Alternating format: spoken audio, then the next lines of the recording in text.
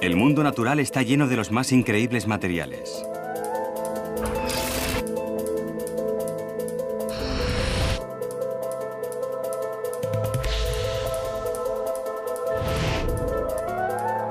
Más resistentes que el acero.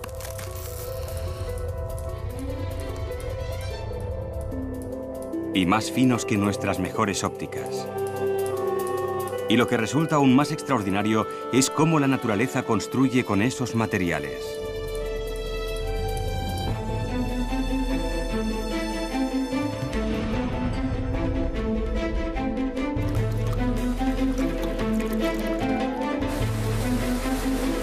En los últimos años, los científicos han empezado a fijarse en la naturaleza con nuevos ojos. Y lo que están descubriendo promete nuevos materiales. Más cálidos. Más fuertes. Más inteligentes. Más ecológicos.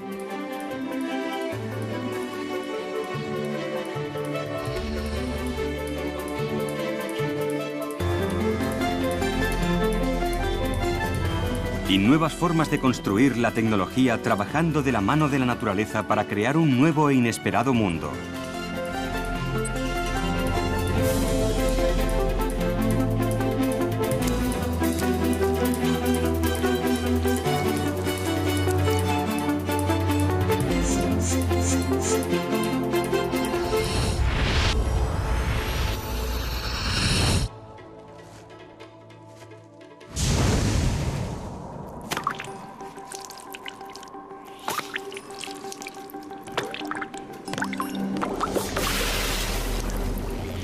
Tecnología natural.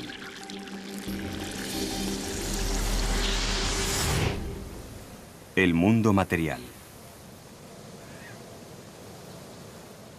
Durante miles de años, las personas han utilizado las materias primas de la naturaleza.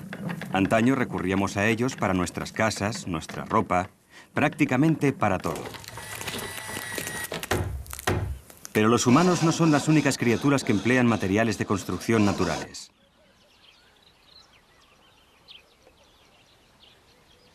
Aquí, en el norte de Namibia, un par de calaos han empleado el barro para sellar su nido. La hembra ha quedado encerrada en el agujero del nido, tras una pared de barro, dejando solo un pequeño hueco lo suficientemente grande como para que su pareja le pase alimento, pero lo bastante pequeño como para dejar fuera a los depredadores.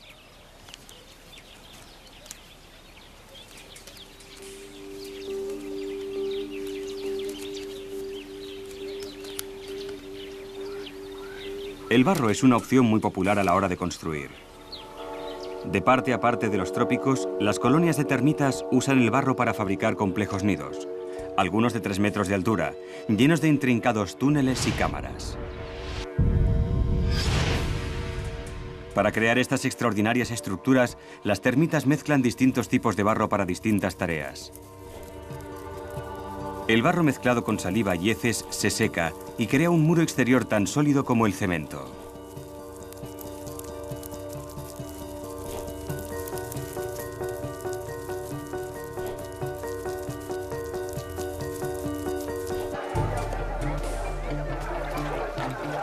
Las personas llevan también siglos utilizando el barro y han descubierto, como las termitas, que este mezclado con otras sustancias diversas produce materiales de construcción con distintas propiedades. Es un material de construcción versátil y se ha utilizado para crear extraordinarias estructuras. La gran mezquita de Djenné, en Mali, es el mayor edificio del mundo construido con ladrillos de barro. Esta impresionante construcción está hecha a base de ladrillos secados al sol y unidos por medio de un mortero de barro o cola y después revestidos de una argamasa de barro liso. La mezquita tiene casi 100 años de antigüedad y durará varios siglos más si se mantiene adecuadamente.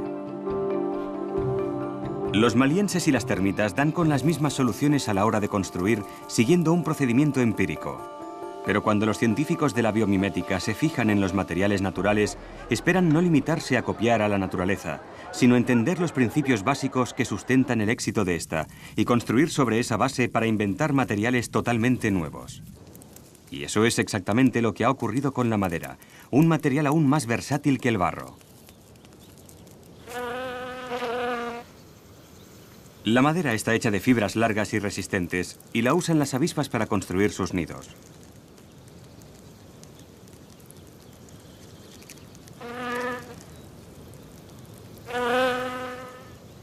Masticada hasta obtener una pasta y mezclada con saliva, la convierten en una especie de cartón.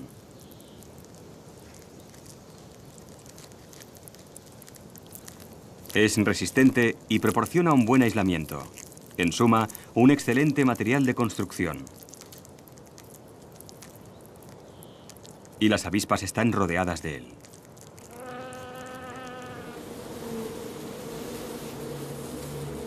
La madera está por todas partes, al alcance. Por eso ha sido tan útil para nosotros. Se ha usado para todo, desde monumentos de la Edad de Piedra hasta casas y puentes, pasando por carreteras y botes. No es de extrañar que la madera fuera la base de nuestro mundo.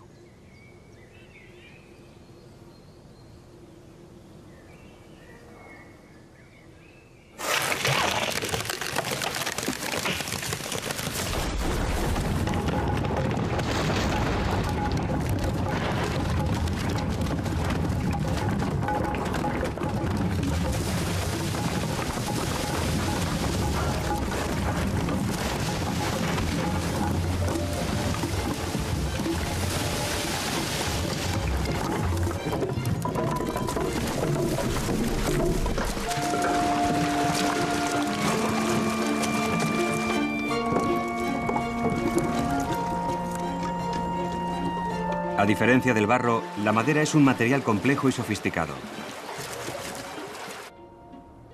Tiene que serlo porque sostiene las mayores estructuras de la naturaleza.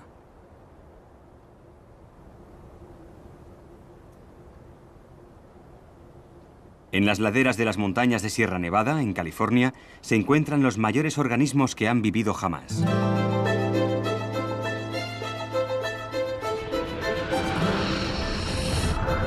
Estas secuoyas se elevan hasta 80 metros por encima del suelo del bosque, aunque algunas llegan incluso a los 100 metros de altura.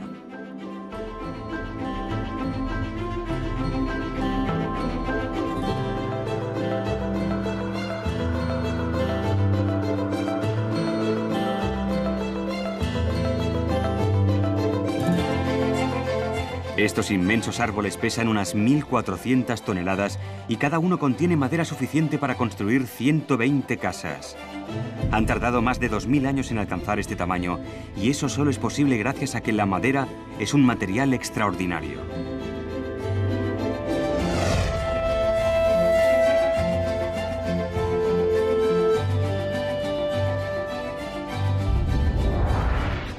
Las fibras que componen la madera son largos y pequeñísimos tubos huecos que transportan el agua de las raíces a las hojas, el sistema de fontanería del árbol. Enrolladas alrededor de los tubos, formando un dibujo helicoidal, hay minúsculas fibras de celulosa impregnadas de una especie de resina. Es esta combinación la que da a la madera tan extraordinarias propiedades. Dicha estructura hace, en particular, que la madera resulte muy resistente a la rotura, algo crucial para que un árbol no pierda sus ramas con cada tormenta.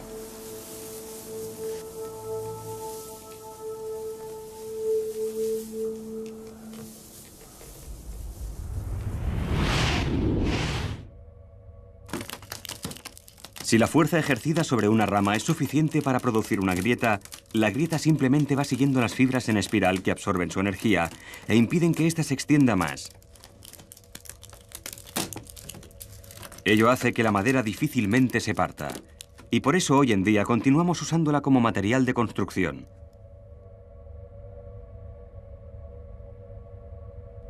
¿Pero podemos nosotros superar a la naturaleza? En la Universidad de Reading, en el Reino Unido, hay científicos que estudian en detalle las cualidades de la madera. Diferentes tipos de madera son sometidos a pruebas de destrucción. Impulsado por un sistema de aire a alta presión, una barra de metal se hace chocar contra un bloque de madera. Así los científicos identifican qué clases de madera son las más resistentes.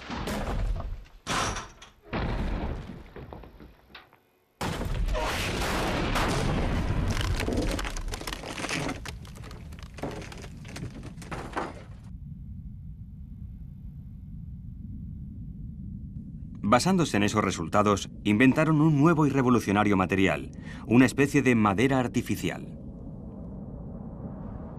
Está hecho a base de resina con fibras que discurren por ella e imita a la perfección los nudos de la madera, con muchas de sus propiedades de dureza. Tanto que es uno de los materiales más resistentes que se ha fabricado jamás. Aún hay que darle un uso práctico, pero es lo bastante fuerte como para fabricar con él blindaje antibalas. Pero la madera es algo más que resistente. También puede ser inteligente.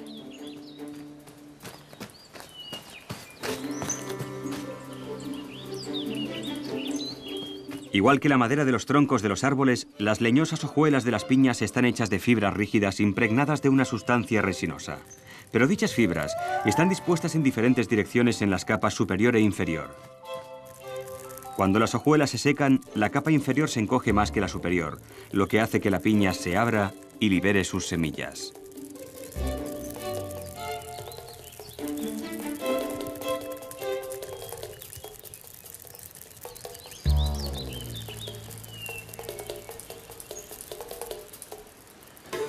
Un diseñador está estudiando un tejido de vestir que funciona de la misma manera. Cuando el tejido empieza a humedecerse a causa del sudor, secciones de la tela se levantan para proporcionar ventilación. Esta es una auténtica manera de pensar biomimética. No limitarse a usar los materiales naturales, sino comprender cómo funcionan y aplicar el principio en otra parte.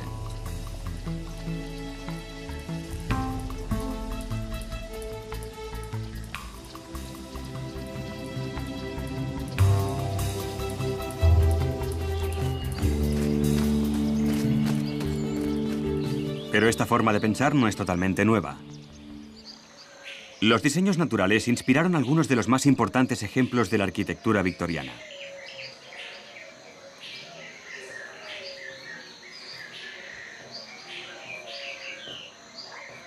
En 1849, el botánico Joseph Paxton tuvo que construir un nuevo invernadero más grande para sus lirios Victoria en constante expansión. Dichas plantas producen enormes hojas de hasta 2 metros de ancho. De ahí el problema de Paxton. Sin embargo, esas mismas hojas le dieron la solución a su problema. Están sustentadas por una compleja serie de caballetes y riostras, y Paxton vio que podía utilizar la misma disposición para sostener una gran estructura de tejado sobre su nuevo invernadero. Demostró lo fuertes que son esas hojas de una forma del todo inusual. Pueden hacer las veces de cuna para un bebé.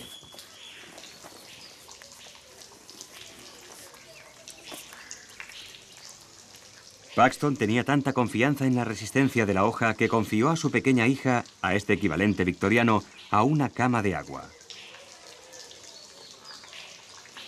Y cuando alcanzan su tamaño completo, estas hojas pueden soportar incluso el peso de un adulto.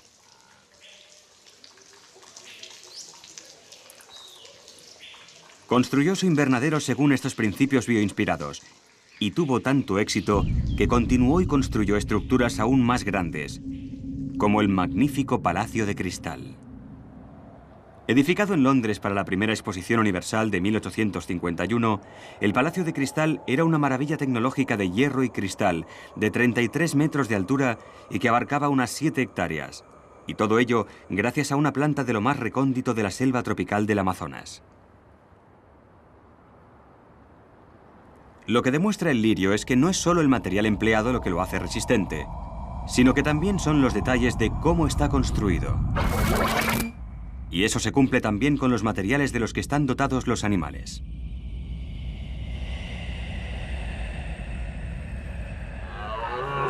Cuando llega el otoño a las montañas rocosas de Norteamérica, la naturaleza pone en escena la espectacular demostración de uno de sus materiales más extraordinarios.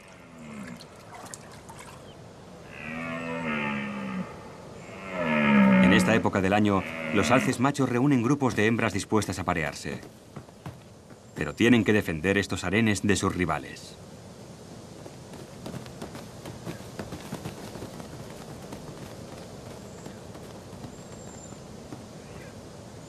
A ese fin, La naturaleza los ha dotado de resistentes cornamentas hechas de hueso.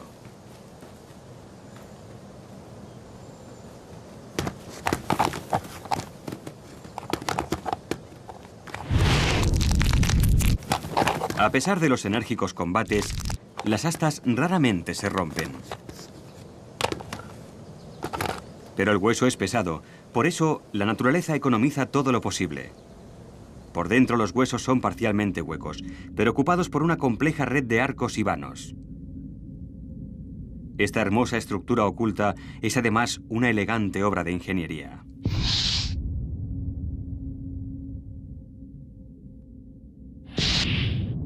Las riostras óseas se tienden a lo largo de las líneas de tensión del hueso y son más fuertes donde notan las cargas mayores.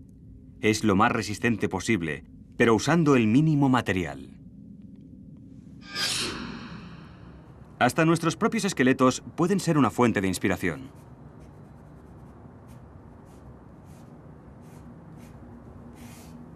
El hueso del muslo humano o fémur es especialmente elegante. La cabeza del hueso se proyecta hacia un lado, lo que significa que el peso del cuerpo tiene que desplazarse primero hacia los lados y después descender siguiendo la longitud del hueso. Las riostras de hueso forman arco de parte a parte de la cabeza del fémur, trasladando ese peso eficaz y a la vez económicamente.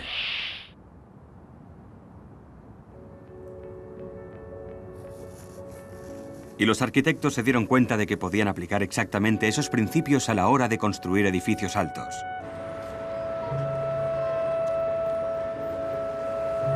Y esos mismos principios fueron los que inspiraron una de las construcciones más famosas del mundo, la Torre Eiffel.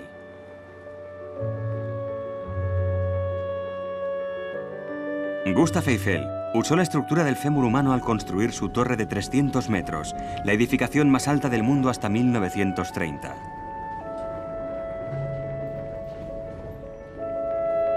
Como la curva en la cabeza del fémur, las famosas curvas de hierro de la Torre Eiffel están soportadas por un enrejado de riostras de metal y vigas que desplazan el peso de la torre hacia los lados y hacia el suelo, con la misma elegancia que las riostras internas del hueso.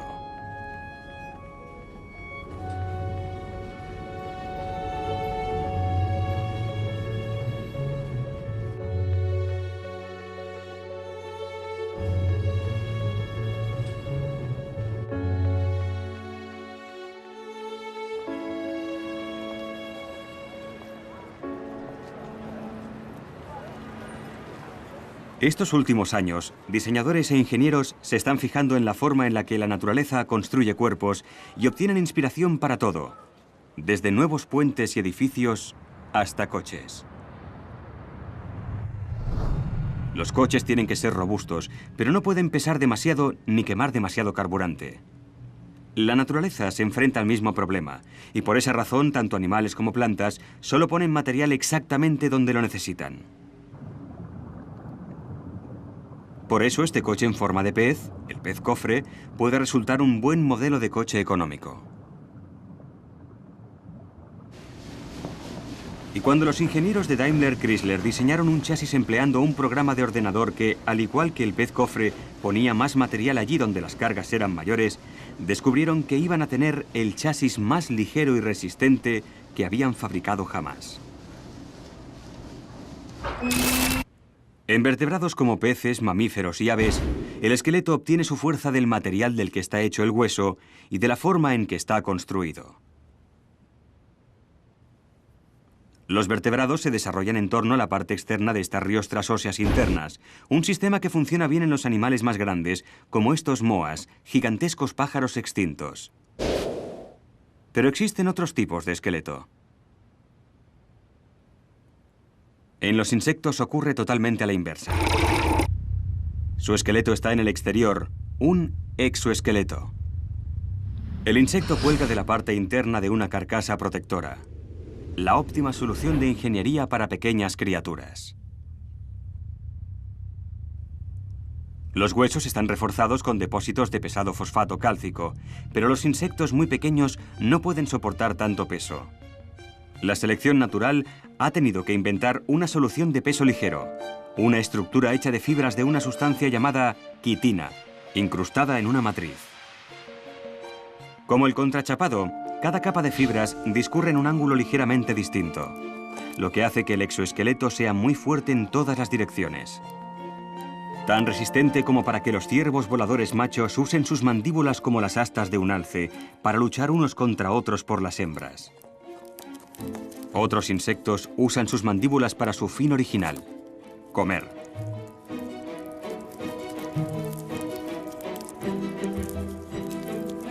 Las langostas comen hierba, mucha hierba. Las hojas de hierba están protegidas por minúsculos cristales de sílice que desgastan la mayoría de las sustancias. Pero las mandíbulas de una langosta pueden con ellos. Y antes de correr el peligro de que se desgasten, una langosta joven puede sustituirlas desprendiendo toda su protección exterior.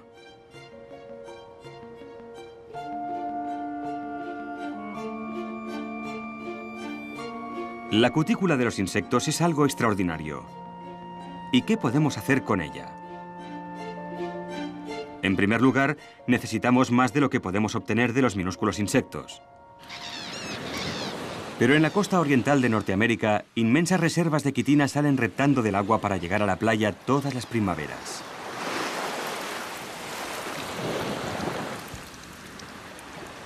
Los cangrejos cacerola no son insectos, pero tampoco son cangrejos. Son criaturas primitivas emparentadas con las arañas que llevan millones de años concentrándose en las playas para desovar. Pero, como en los insectos, sus caparazones están reforzados con fibras de quitina. Eran cazados por sus caparazones, pero la sobrecaptura ha reducido su población. Una forma nada buena de trabajar codo a codo con la naturaleza. Afortunadamente, el litoral oriental de los Estados Unidos ofrece otra fuente abundante de quitina. Y en su mayor parte va a ser desechada. Una fuente mucho mejor. Las fábricas de conservas de cangrejo de toda la bahía norteamericana de Chesapeake extraen la valiosa carne para enlatarla. Pero los caparazones pueden poseer igual valor. Los caparazones de cangrejo contienen también quitina en cantidad, pero está impregnada en carbonato cálcico. Sin embargo, al tratar las cáscaras con ácido, este se puede disolver, liberando la quitina para su uso.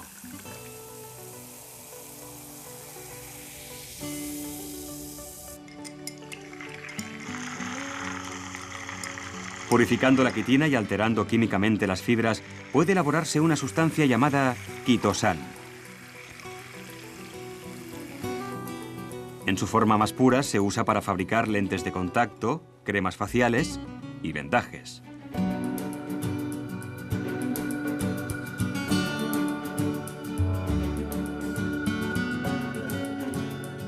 Pero el quitosán también puede desempeñar muchas de las funciones del plástico.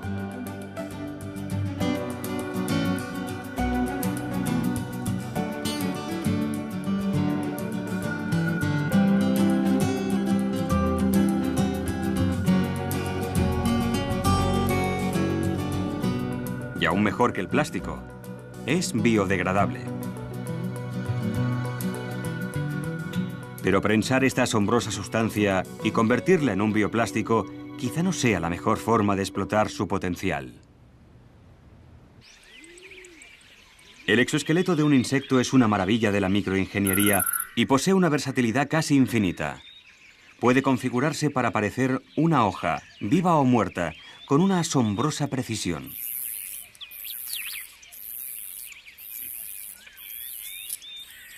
Hasta imita los agujeros mordidos por otros insectos.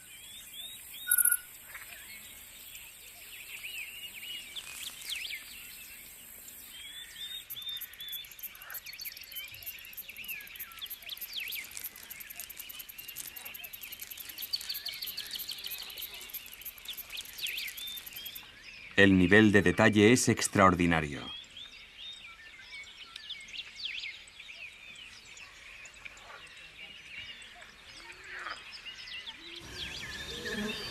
Escondida en esta flor de orquídea hay una mantis de las orquídeas. Su cuerpo y patas están esculpidas y coloreadas para coincidir exactamente con los pétalos de esa flor. Resulta prácticamente invisible para sus depredadores y para su presa.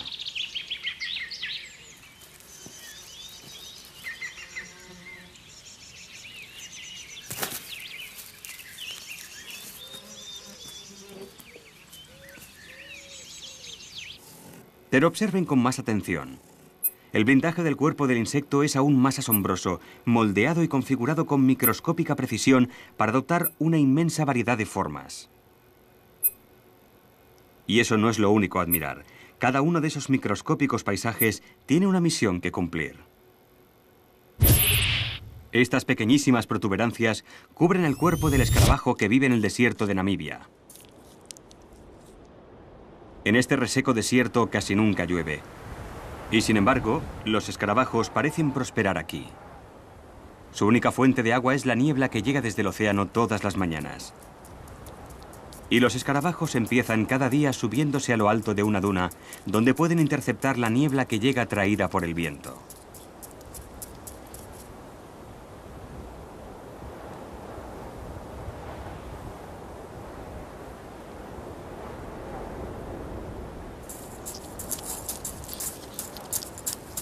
Esas microscópicas protuberancias ayudan a que el agua se condense en sus cuerpos. Las puntas de los bulbos atraen el agua, mientras que los canales que hay entre ellos la repelen. Ello obliga al agua a formar gotitas que descienden hasta la boca del escarabajo. Una estrategia de supervivencia en el desierto que podría ser de ayuda en las demasiado frecuentes crisis de agua que se producen en el mundo humano. Una empresa está diseñando tiendas de campaña para refugiados que funcionan de la misma forma. Dichas tiendas pueden condensar el agua del aire todas las mañanas, incluso en zonas en las que el agua subterránea escasea. En ese caso, entender cómo vive un escarabajo del desierto puede marcar la diferencia entre la vida y la muerte para estas personas. Y todo ello gracias a la extraordinaria concepción de los esqueletos de los insectos. Sin embargo, toda esa compleja estructura se descarta y sustituye cada vez que el insecto muda, lo que parece en cierto modo un desperdicio.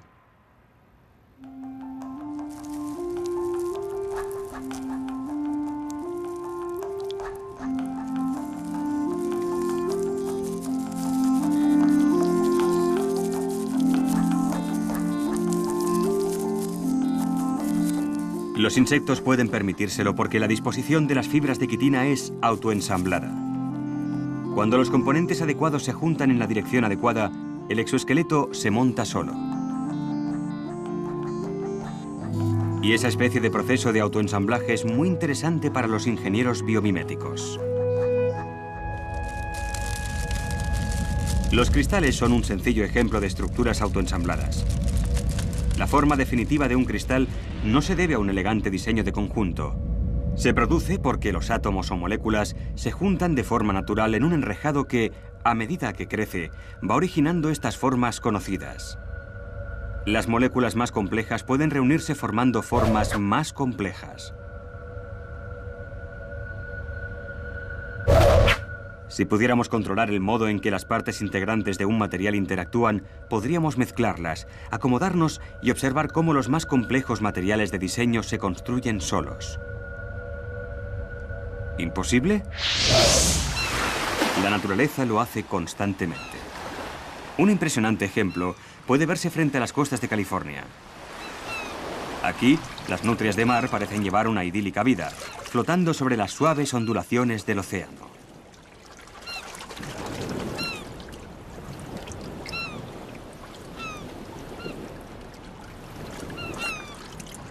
Y cuando tienen hambre, lo único que tienen que hacer es zambullirse, llegar hasta el fondo y picar un sabroso crustáceo.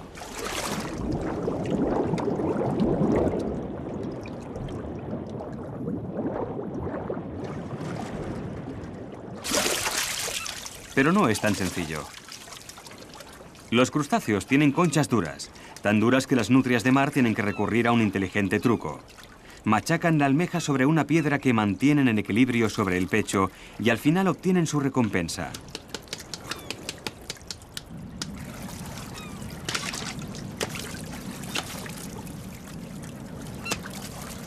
Aunque el truco de las nutrias de mar parece muy ingenioso, lo más interesante en realidad son las conchas descartadas.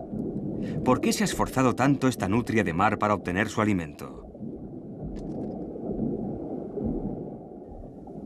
Al fin y al cabo, estas conchas están hechas solo de carbonato cálcico, tiza corriente, y eso no es nada duro.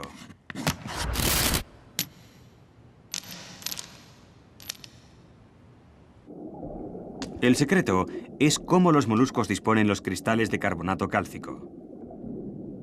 Una concha consta de varias capas, pero la capa iridiscente interior, la capa de madreperla, el nácar, es la parte más espectacular.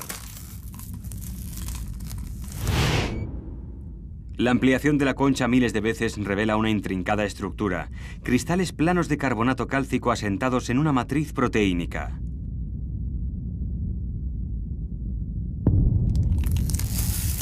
Si un cristal se agrieta, esa fisura sencillamente penetra en la proteína, que se dilata, absorbiendo la energía.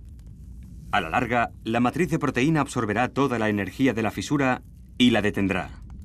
Pero la proteína hace algo más que impedir que las fisuras se extiendan. Es responsable de la forma precisa en la que los cristales están dispuestos. Cuando el molusco desarrolla su concha, segrega estas proteínas que forman una capa sobre su cuerpo. Cuando el carbonato cálcico, al segregarse, penetra en esta capa, las proteínas hacen que cristalice en la forma precisa para formar el nácar. El nácar es como una cerámica, una estructura resistente no metálica constituida por pequeñísimos cristales. Los humanos han fabricado su propia cerámica durante miles de años. La alfarería, por ejemplo, es también una cerámica. Y aparte de las vasijas, ahora usamos la cerámica para piezas de motores e incluso como blindaje para tanques. Pero cuando nosotros fabricamos cerámica, tenemos que calentarla quizás hasta 1400 grados centígrados. La naturaleza fabrica su cerámica a temperatura marina. Y lo que puede hacer es verdaderamente espectacular.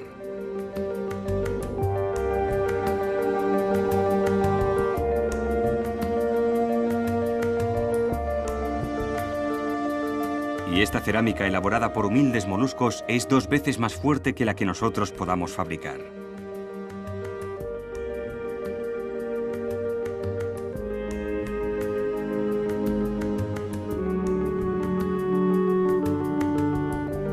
Esa extravagancia natural dio a los científicos la idea de aislar las proteínas responsables de organizar el modo en el que el nácar se dispone.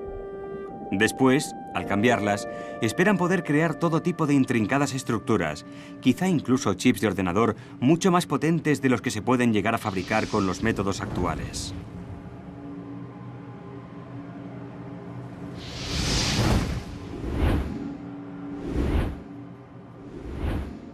En el frío glacial del Alto Ártico, no es fuerza, sino calor lo que se necesita. Los osos polares se encuentran a gusto hasta en temperaturas inferiores a 0. Vistas con una cámara de infrarrojos, las zonas más luminosas son las que pierden calor, que en el caso del oso polar es principalmente el hocico.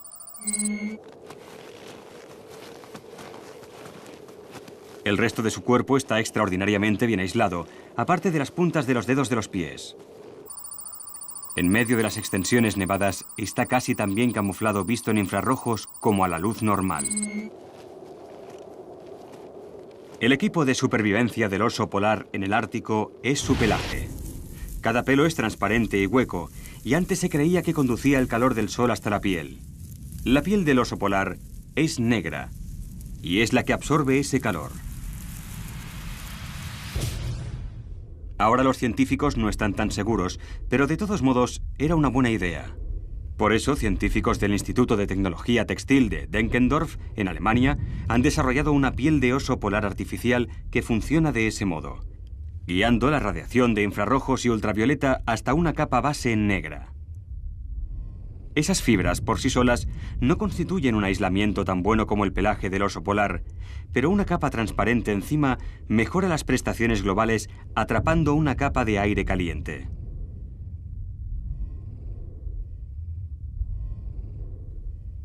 Envolviendo un recipiente con agua, este material puede calentar el agua solo conduciendo el calor solar, aunque ahora no parezca que es así, como los osos polares lo hacen. Cuanto más nos fijamos en el microscópico detalle de las estructuras de la naturaleza, más descubrimos lo que pueden hacer. Todas las plantas de un bosque tropical dependen de las lluvias torrenciales para sobrevivir, pero estas también pueden crear problemas. La lluvia arrastra la tierra, que puede cubrir las hojas y no dejar pasar la luz. Peor aún, Las hojas mojadas pronto crearán una capa de musgo en este cálido y húmedo ambiente.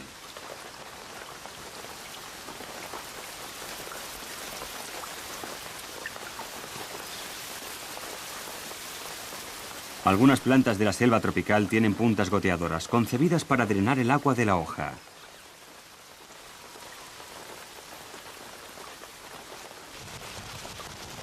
Pero algunas no parecen mojarse en absoluto, por mucho que llueva.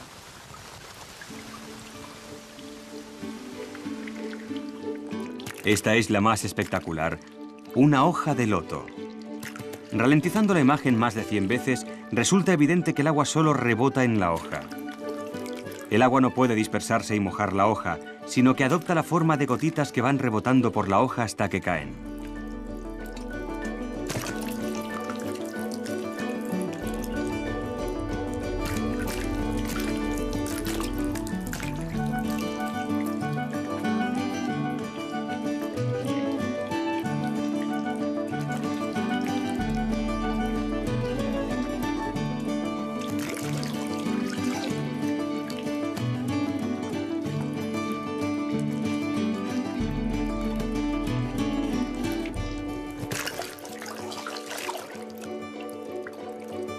De nuevo, el secreto está en el detalle microscópico de la hoja del loto. Su superficie está cubierta de diminutas protuberancias, cada una de ellas rematada por una capa cerosa.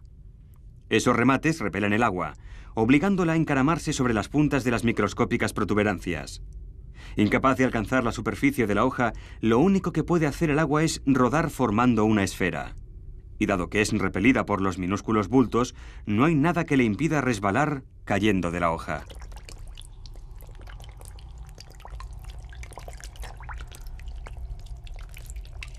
Y aún más impresionante, las gotas de agua recogen las partículas de tierra de la superficie de la hoja y las arrastran consigo. Por eso las hojas de loto están siempre inmaculadamente limpias, motivo por lo cual son símbolo de pureza en las religiones orientales.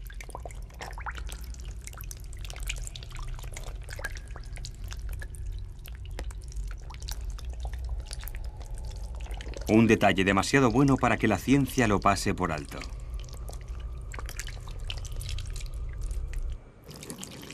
Este tejido posee todas las cualidades de una hoja de loto para repeler el agua.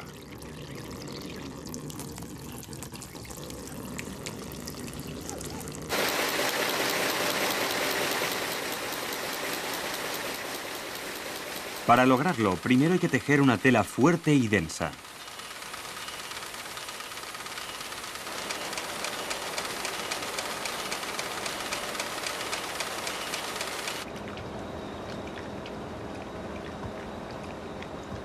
La tela se pasa después por una máquina que la recubre de una sustancia que sigue siendo un secreto muy bien guardado.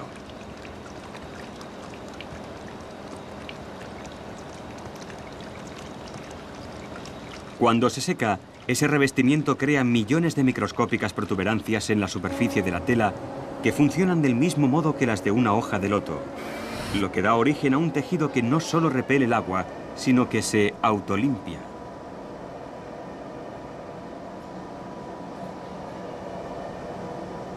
Y ya existe una pintura que se autolimpia basada en el mismo principio. La pintura corriente se ensucia enseguida. En cambio, la suciedad y el agua se deslizan sobre esta nueva pintura llamada Lotusan sin impregnarla.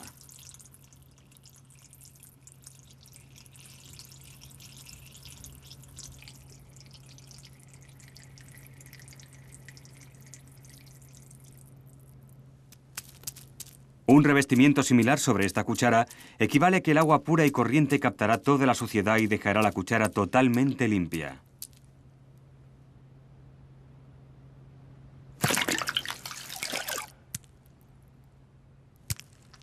Esta superficie, desarrollada en la Universidad de Bonn, en Alemania, repele incluso algo tan viscoso como la miel que se escapa como el agua.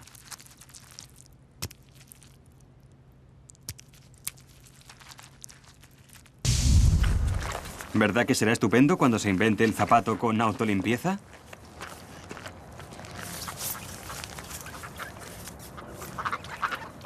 Repeler el agua es la clave para una buena impermeabilidad, y tanto las personas como la naturaleza han inventado muchas formas de lograrlo.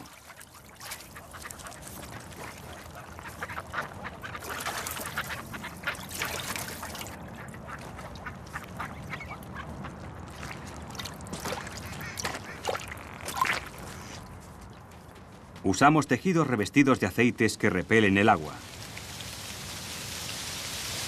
Y muchas aves hacen lo mismo.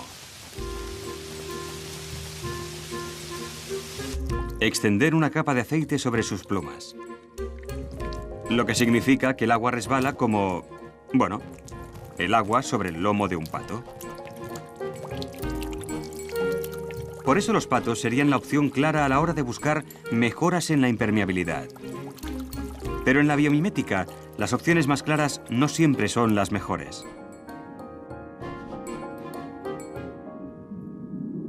Escondida bajo la superficie de un arroyo sudamericano, una rara araña posee una novedosa forma de impermeabilizarse.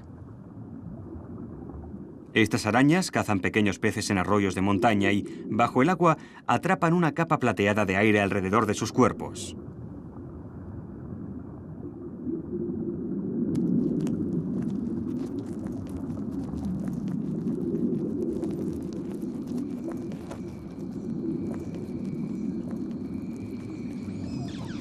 Pero cuando salen del agua, están completamente secas.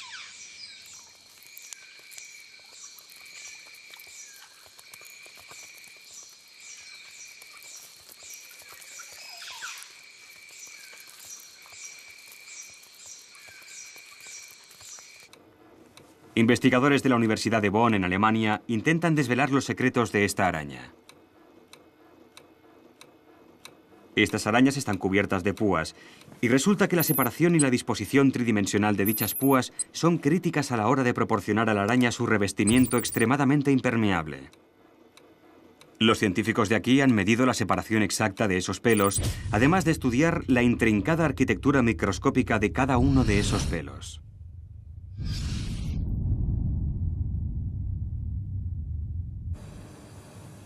Usando esos descubrimientos, los investigadores han desarrollado un tejido ultraimpermeable.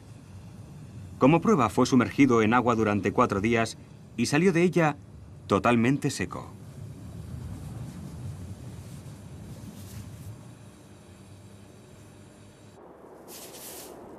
Desde luego, permanecer seco no es un problema al que deba enfrentarse el pez de arena.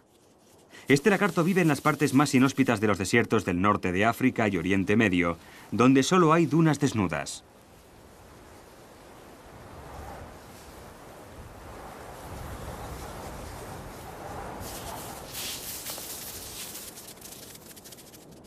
Lo llaman pez de arena porque, cuando se siente amenazado, puede enterrarse en la arena.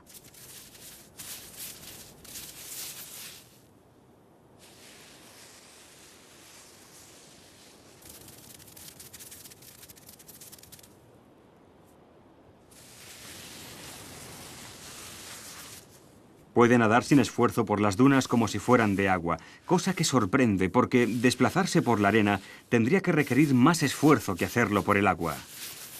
Por eso, científicos de la Universidad Técnica de Berlín decidieron estudiar más de cerca esa capacidad. Descubrieron que la piel del pez de arena tenía una fricción más baja que el cristal o incluso el acero pulido. La arena simplemente le resbala. Y no resulta nada evidente cómo realiza su truco. La cabeza en forma de pala, desde luego, ayuda, pero su habilidad para nadar en la arena parece estribar principalmente en su extraordinaria piel.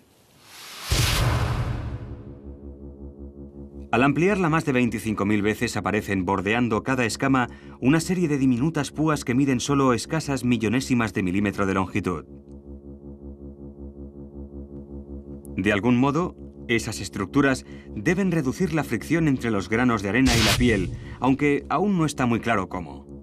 Y algo aún más raro, esas minúsculas estructuras no parecen sufrir desgaste con la arena.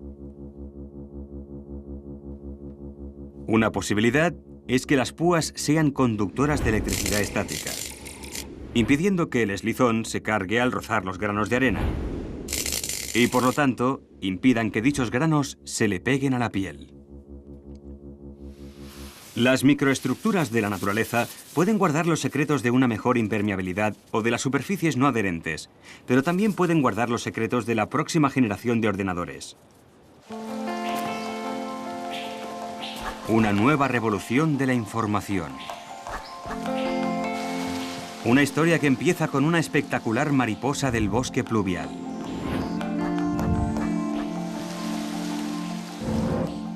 El vistoso azul de una mariposa morfo brilla como un faro en medio del bosque tropical. Puede verse a medio kilómetro de distancia, exactamente lo que la mariposa quiere para atraer a una pareja.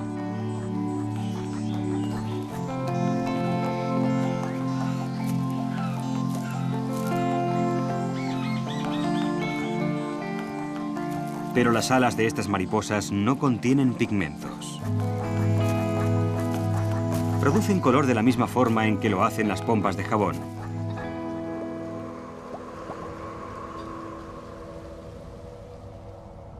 Estos relucientes colores son producto del reflejo de la luz dentro y fuera de la burbuja y cambian según el ángulo de visión.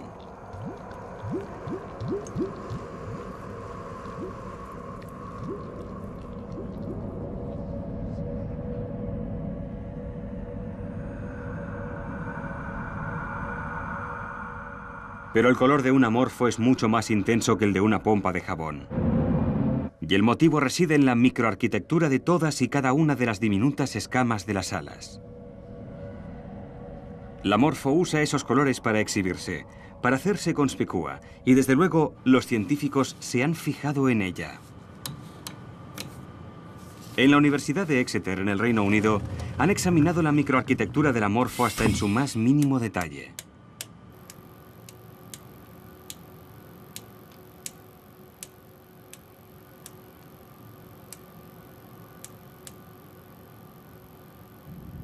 Cada escama está cubierta de crestas. Y cada cresta está compuesta por capas de cutícula. Dichas capas están separadas por una distancia que es la misma que la longitud de onda de la luz azul. Y por lo tanto, cada vez que la luz rebota en cada una de esas capas, solo se refleja la luz azul, y la separación exacta de las capas significa que sucesivas ondas de luz azul se van solapando, reforzándose e intensificando el color.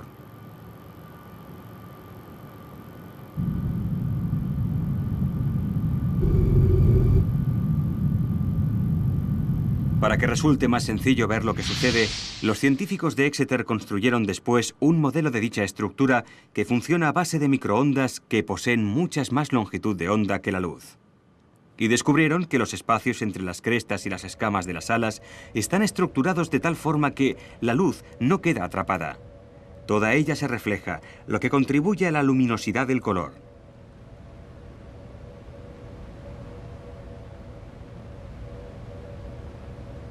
Cuesta creer que no hay ni una sola molécula de pigmento en esas escamas. Fabricantes japoneses han incorporado esas ideas a un tejido llamado Morphotex, a base de nylon y poliéster, dispuesto de la misma forma que las capas de cutícula en las escamas de las alas de un amorfo. El Morphotex brilla con colores interpuestos que nunca se decoloran. Y hay empresas de cosméticos que ya están desarrollando pintalabios con el mismo efecto. Pero la lección del amorfo es aún más profunda. Cada escama es en realidad un cristal fotónico, un dispositivo que puede transmitir luz, el equivalente óptico de un transistor.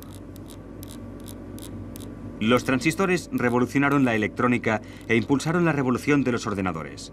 Los cristales fotónicos podrían impulsar una nueva revolución de la información, la de ordenadores ópticos aún más rápidos y más energéticamente eficientes. Y es muy posible que la naturaleza nos señale el camino. Con esta nueva forma de ver el mundo, las posibilidades son infinitas. La tecnología moderna ha creado ya toda una gama de nuevos materiales basados en ejemplos de la naturaleza. Pero a veces, la naturaleza sigue yendo aún un paso por delante. La seda de las arañas es un extraordinario material en comparación más fuerte que el acero, pero además altamente elástica. Está hecha de hebras de distintas proteínas y las arañas pueden producir distintas clases de seda según sus necesidades. Se almacena en forma líquida y se solidifica formando hebras a medida que va saliendo a través de diminutos inyectores en el extremo posterior de la araña. Sin embargo, nunca hemos sido capaces de copiarla. La seda de araña sintética sigue siendo el santo grial para los biomiméticos. Probablemente algún día lo lograremos.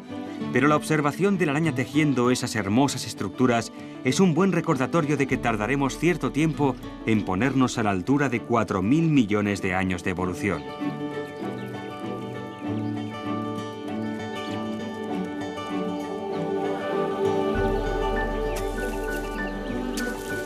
El mundo natural está construido sobre la base de extraordinarios materiales, pero las estructuras que la naturaleza produce con esos materiales son igualmente interesantes. Ellas guardan la lección de cómo administrar la energía de forma eficiente y limpia. Una lección que, al iniciar el siglo XXI, la humanidad tiene que aprender con urgencia.